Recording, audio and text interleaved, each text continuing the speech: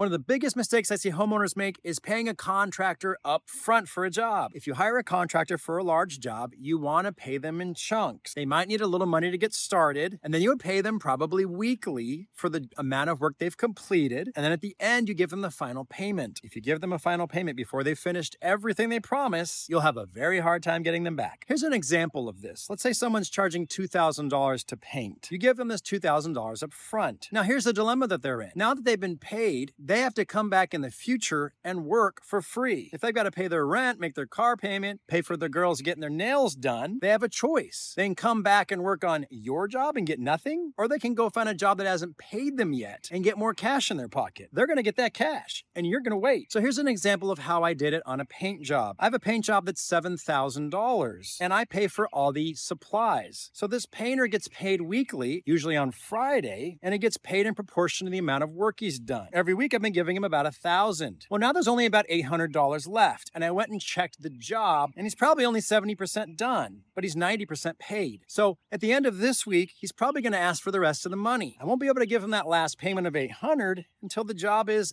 done. Now, I can tell you what's going to happen. He's going to tell me he has to pay his help, probably try to bully me, probably be a little bit nasty about it. But in a very matter-of-fact way, I'm going to explain, I will pay you for the work that you've done. And it looks like you got paid a little bit ahead in the past, so I'm not able to pay you this week until you catch up. Don't pay ahead and follow me to learn a ton about real estate.